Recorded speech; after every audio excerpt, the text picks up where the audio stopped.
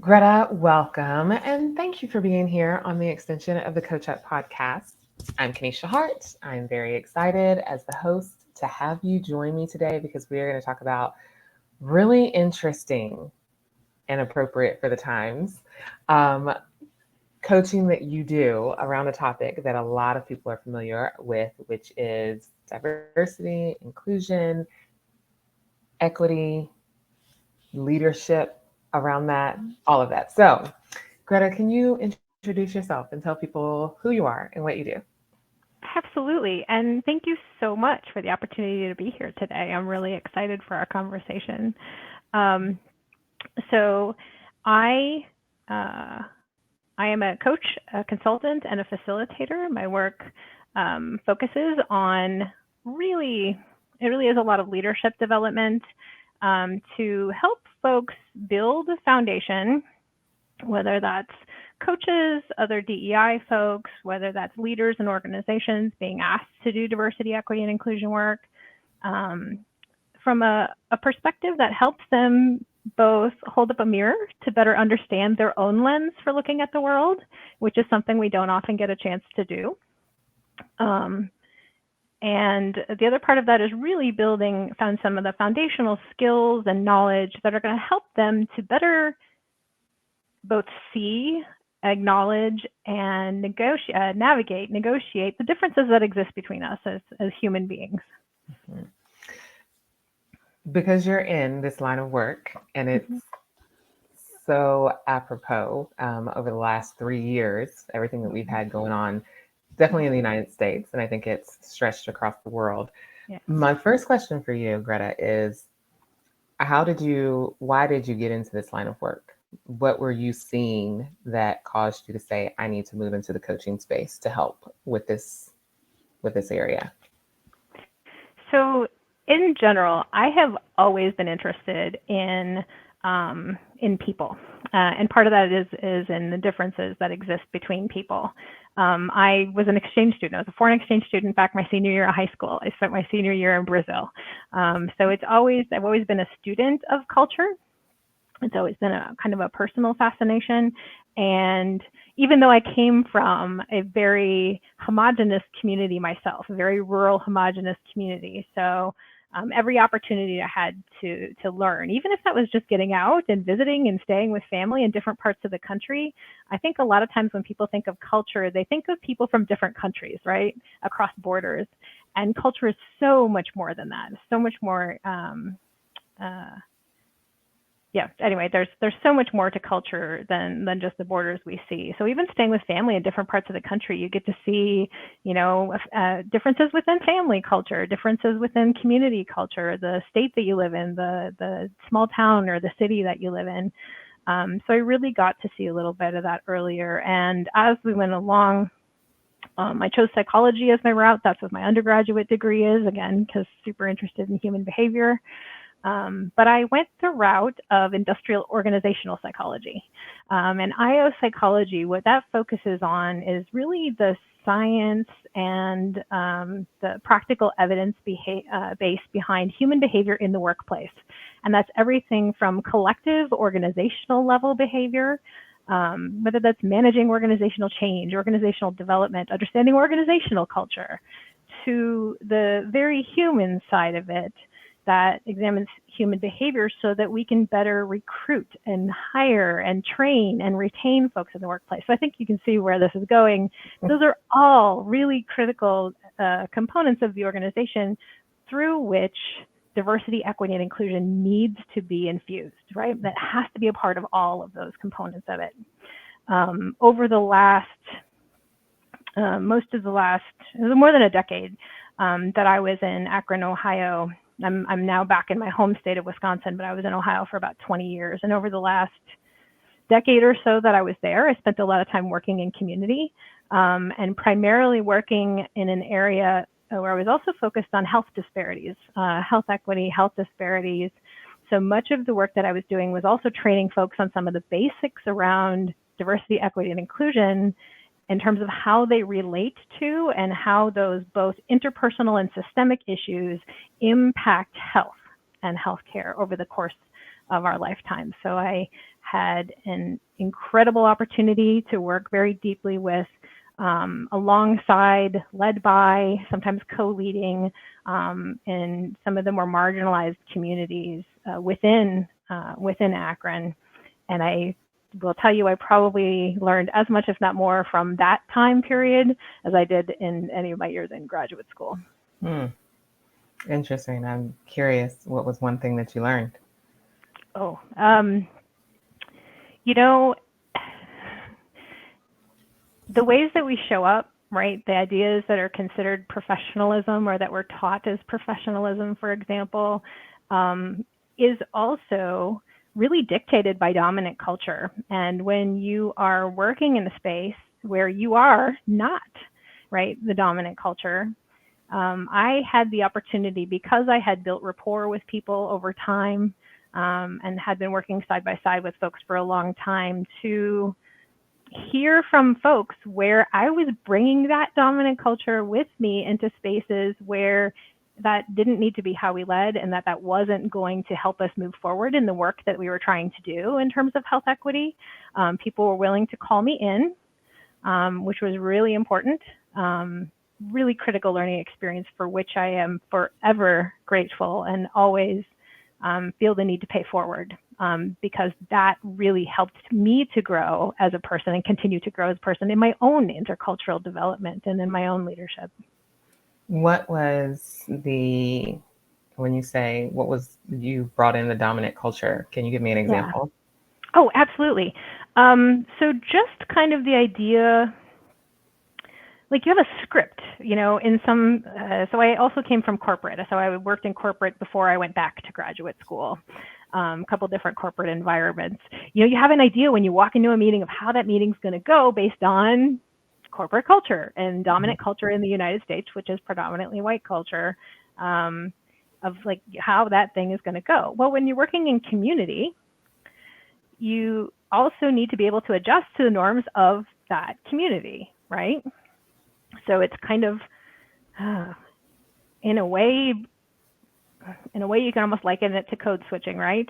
So being able to assess and determine what the rules are for navigating effectively in the communities that you're in.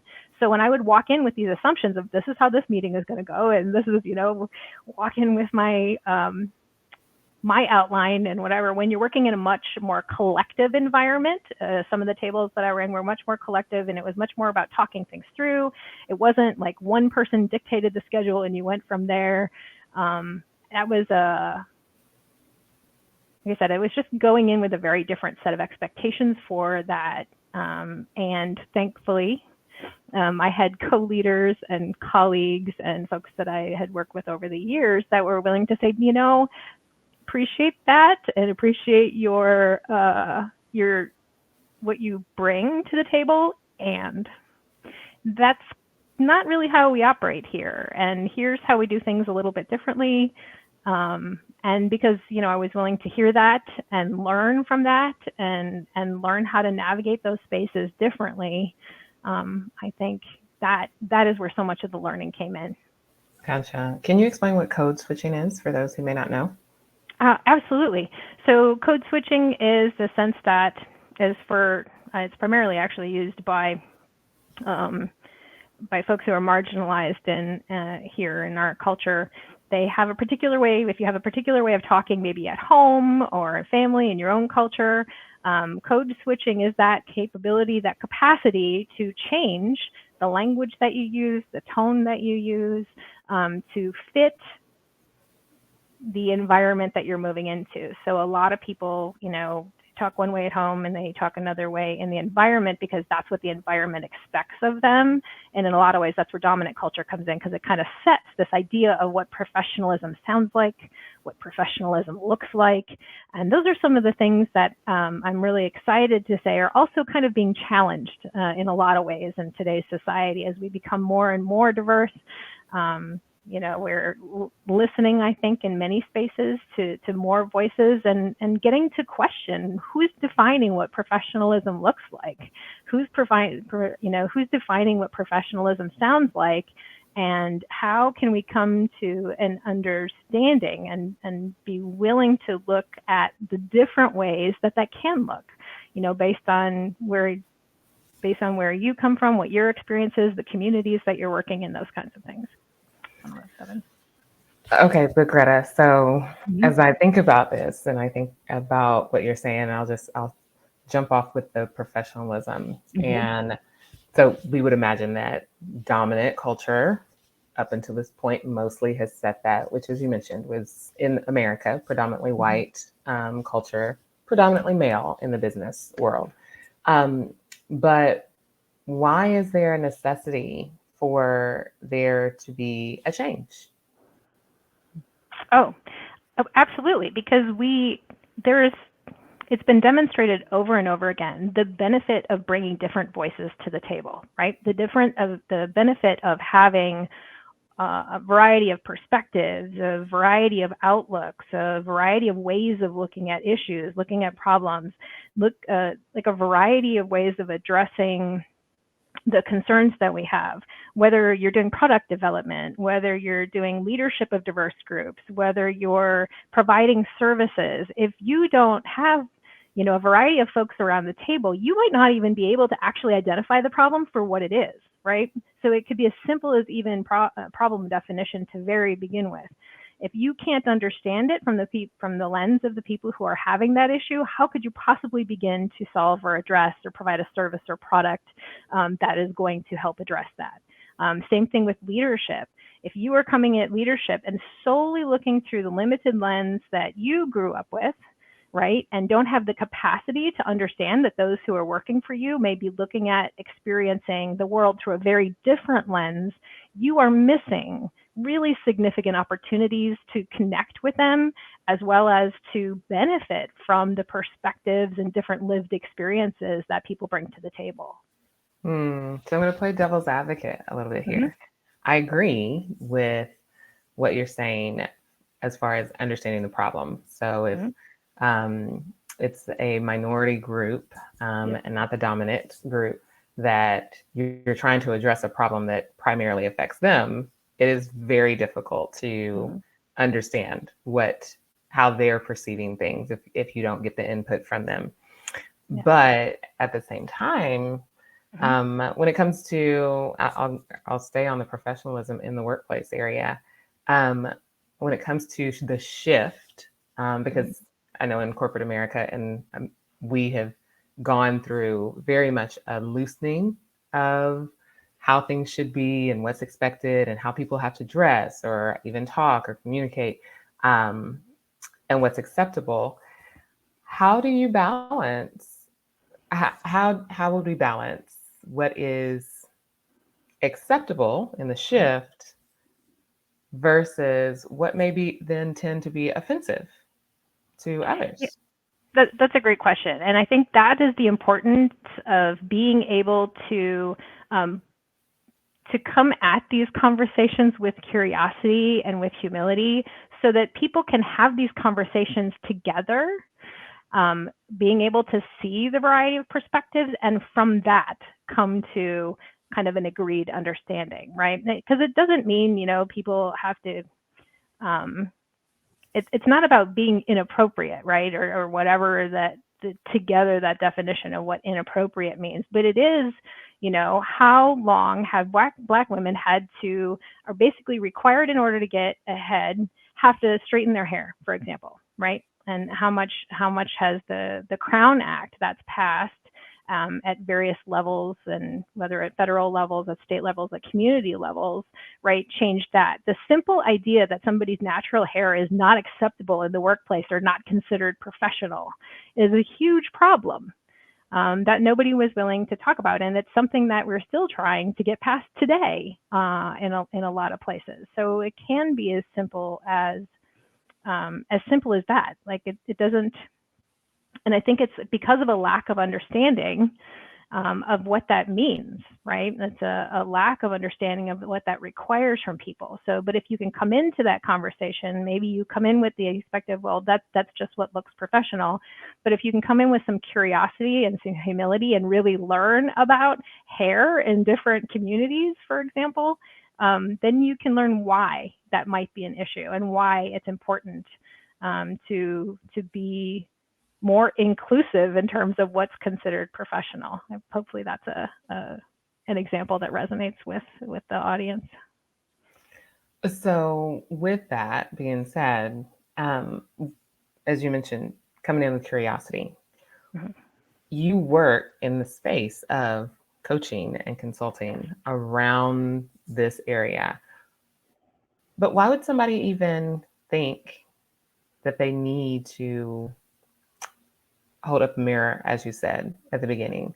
Because it's not natural, I think, for us to say, oh, how am I impacting someone of a different culture? And the interesting thing is, like Greta, I don't know your background, your ethnicity. And so you look Caucasian, but you could be Irish, Scandinavian, you could be Latin American and just have more features that cause me to assume a particular culture. And so then I address you, I interact with you based on my assumptions. Why would we even put up a mirror to say, do I need to figure out if I need to adjust? Can you talk me through that?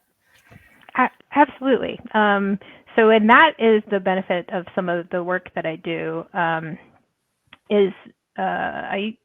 One of the instruments I use is an instrument called the Intercultural Development Inventory, which helps to hold up a mirror for folks because it shows you where you are on a developmental scale in terms of whether your lens on the world is very monocultural, so you kind of only see things through one cultural lens, or whether you're more towards a very multicultural aspect where you're more comfortable adapting and moving through and being able to successfully navigate the differences, whatever cultural differences exist between us. Why would people want to do that? And I think you're right, that is a huge challenge that we have, is that people don't see that, especially if you're part of dominant culture.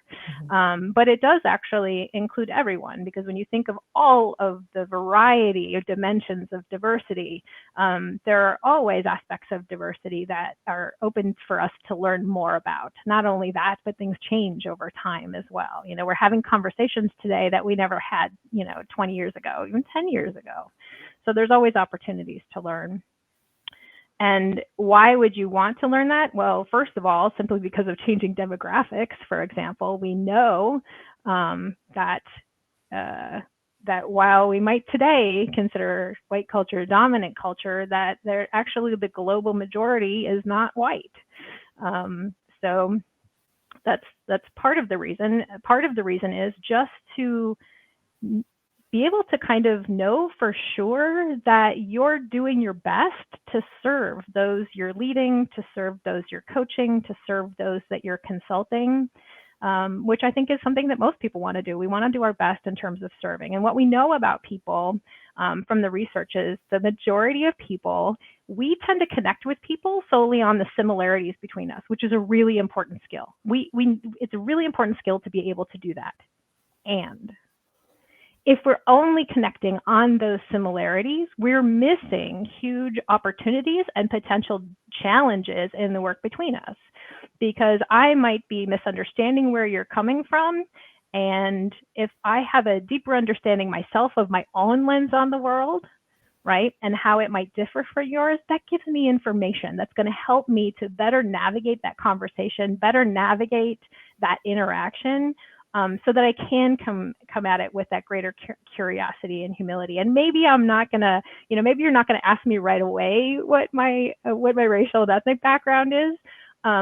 But if we're coming to the conversations knowing that there's greater potential that we have different lenses, even if we look similar, right? Because a lot of times we assume people in the room that look similar to us have very similar lenses on the world that we do, where quite often those might be very different because we still might have very different lived experiences.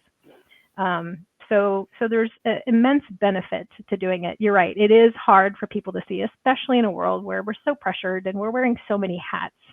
And at the same time, it really is a very personal aspect of professional development that can also help you navigate relationships both inside and outside the workplace, right? So whether that's in your own family, whether that's in your community and the communities that you belong to, really those skills are useful across all of those environments.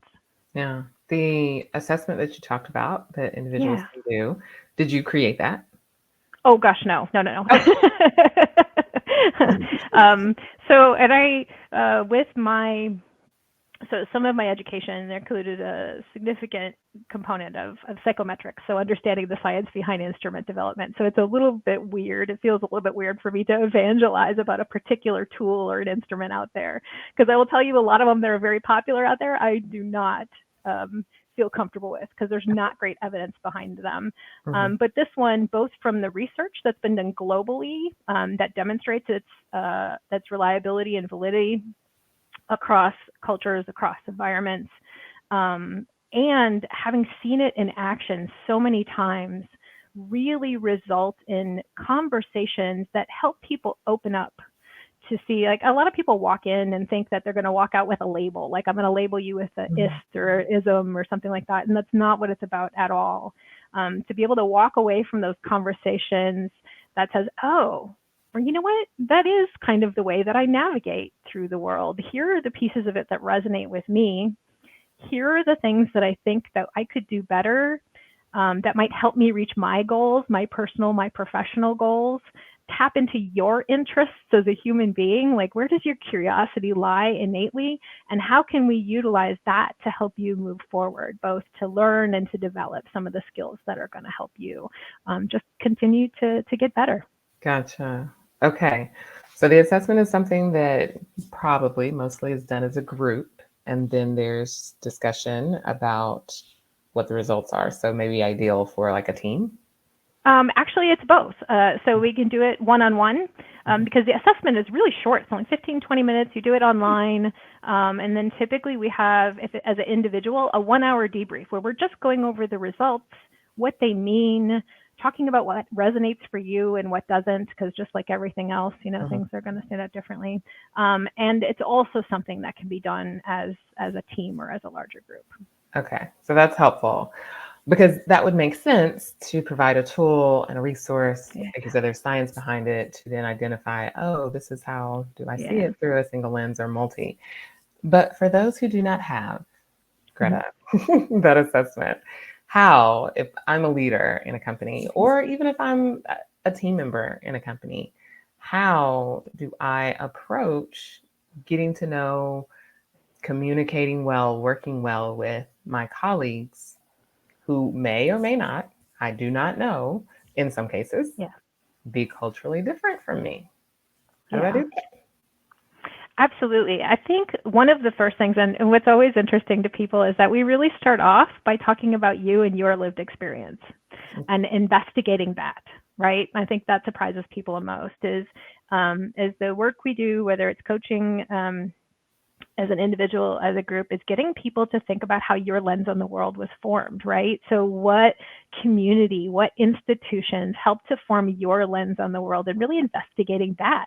And what has been your experience up until this point in your life navigating the various dimensions of diversity, so that you kind of have a baseline and can better understand how, again, your lens was formed.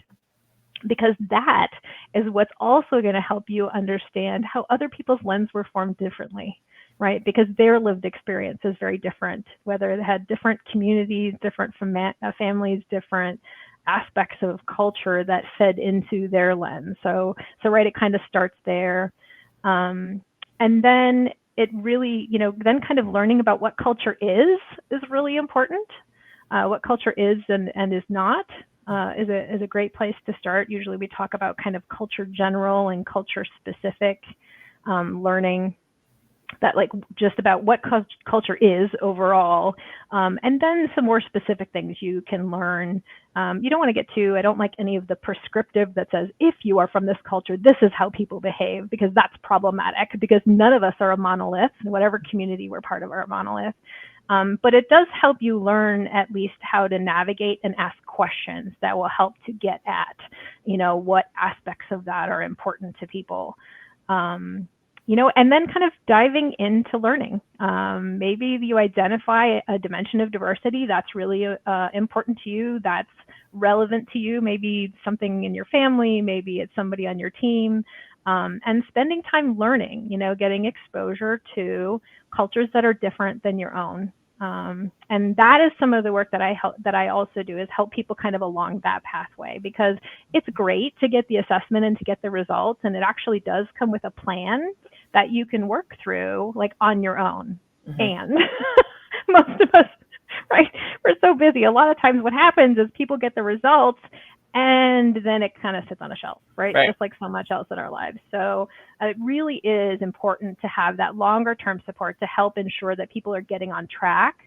That there is some of that accountability built in. That's a huge part of what coaching is all about, right? Is having somebody, it's not necessarily somebody else has all the answers, but it is somebody walking through it with you, partnering with you on your development and moving towards your goals to help keep you on track.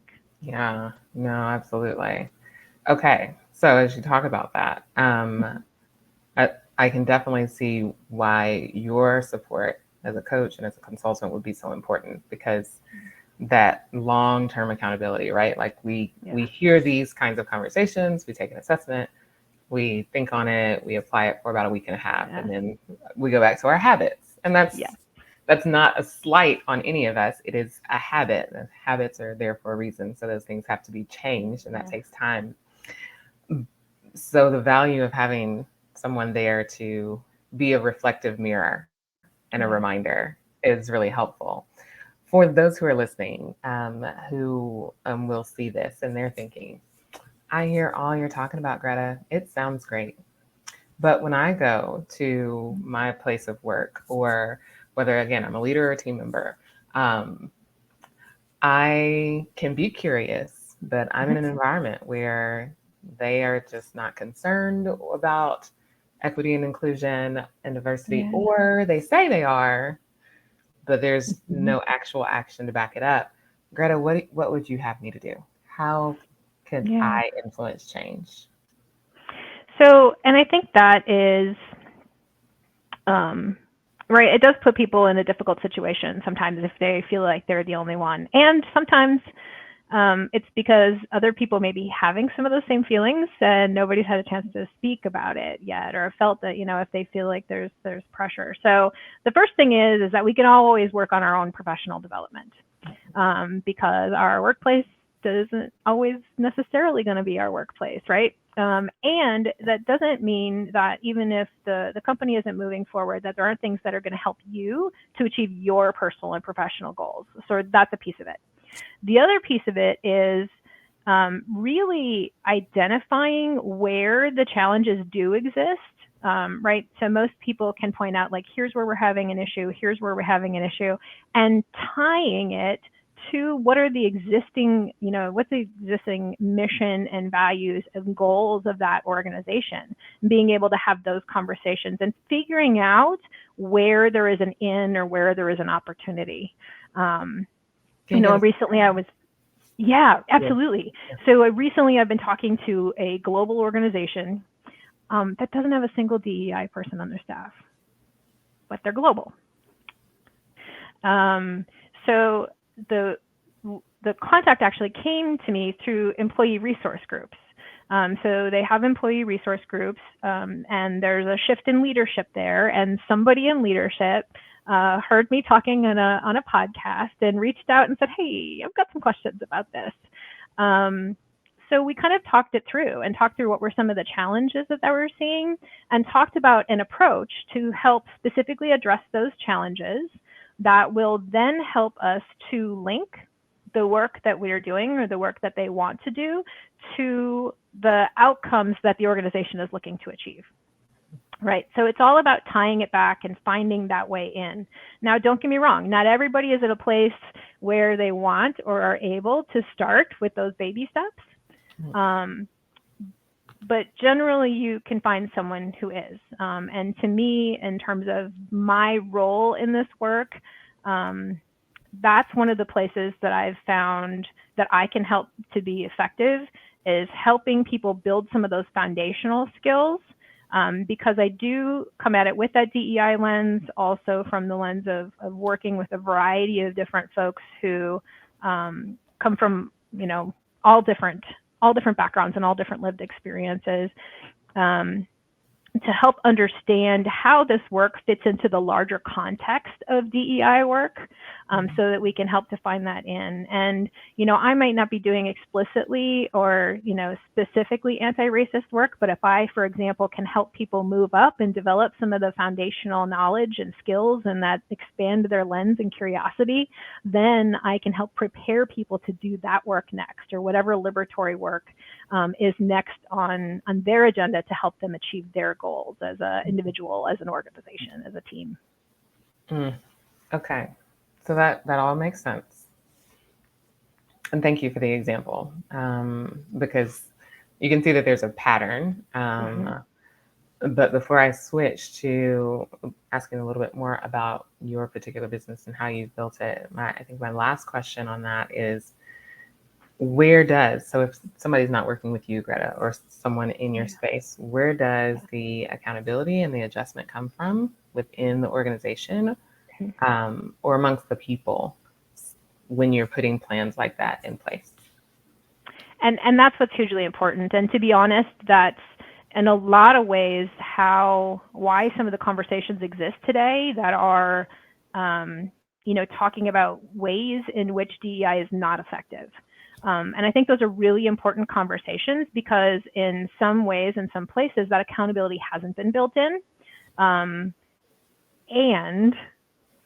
there's also the issue that companies sometimes, feel like there's a rush to check the boxes. So they'll do this training, they'll do that training. Well, we know about any type of training that if it's a one-off training or it's a one-off this, and it's not part of a larger plan, larger strategy, the chances of that having an impact are pretty small.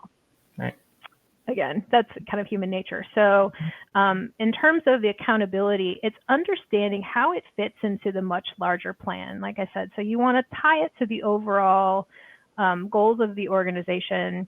And you also want to identify where the gaps exist that are, contributing. So again, how closely you're allowed to look at that is going to depend on the organization, but to the extent that you can, and find those leverage points that give you a way in to begin doing that work, that is and then being very clear about what the metrics are that you want to be able to impact, and setting those metrics from the beginning so that everybody's on the same page from that very beginning. Then you can begin to show how your shift and how your changes, how your ideally overall strategy is beginning to have an impact. But again, sometimes we have to start with the baby steps, show that impact, show that benefit, and grow up from there. It'd be lovely if we could start overall and have an entire DEI strategy for the organization and build that from the bottom, up. And realistically, that's just not always going to happen. Not everybody. And especially again now when there's some backlash against the diversity, equity, and inclusion work, because there's also really significant misunderstandings about what the work is, who's included in the work, and the ideas that other people are not included in the work. And there's some work that we have to do and in the field and with our clients and customers to really talk about what that means, and to, again, link that back to what's important to that organization and to those individuals as a whole. Okay, you brought up 2 points that we're going to have to do another session in order for me to dive into. Absolutely. Love to. Yeah, because you just mentioned 2 things and I was like, okay, but we will come back to that. That what you said though, again, does make sense. And definitely understand it's nothing that's overnight. And as with anything, as you mentioned, the DEI problems, the blowback that's now happening, or maybe always did, but it's the conversation I think has become a little more prevalent, especially as we've seen that area in some of the organizations start to trickle off, where it was quite large just 2 to 3 years ago. there's always going to be areas of growth whenever you're doing anything. So whether it's long established or whether it's new. And so I think there's some grace that we all have to give, and understand that just because there's a department or there's even a coach or there is resources brought in, or even within to help, it's still always a process, and Absolutely. processes take time. Uh, Hmm. and so things are not going to be fixed immediately just because a new tool or a new resource has been put into place to assist. So, Absolutely. yeah. Okay, Greta, I want to spend just the last couple of minutes and talk a little bit about specifically your coaching business, Yeah. and your consulting that you do around this. And so, how long have you been providing this type of support in the coaching and consulting capacity? So I set up my LLC just in 2021. Yeah. Yeah, so I've been doing, bits and pieces of this work along the way. But as I was planning the move, so I mentioned I'd been living in Ohio for 20 years. I had a 4-year plan. I ended up there for 19 years.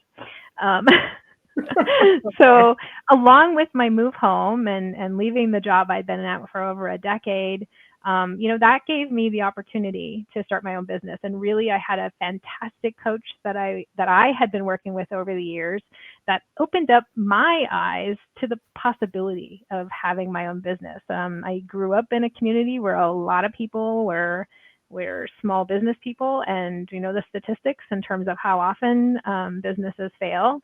So I was terrified. And without a lot of the really personal work that I was able to do with her, can I name drop? Yes. Stacey Jordan Shelton is a fantastic, fantastic woman and coach. And the work that I did with her was really foundational to me being able to even consider going out on my own. And then since then, I've worked with some other groups. Like I'm part of a co-working and business mentorship community with Marissa Lowen. That's been also fundamental in helping me develop some of those really basic things. Like I love the work that I do, right? And starting your own business, there's a lot of things that you have to do that are not that did not come natural to me, that were not part of my work up until this point, right? All that marketing stuff, all of that, all of that, like all of the little details that you have to learn, all the different applications, all of that background stuff that being part of that co-working and coaching group has been critical for me maintaining my sanity, staying connected with people while working from home. That's been huge because I used to spend probably at least half of my time in community, another quarter of my time working directly with students. So it also gets lonely along the way. So that was another huge benefit of that work. So really the key to me has not been doing it alone. That's good. And I think that truly sums up not only your business, but also what you're in the business of coaching.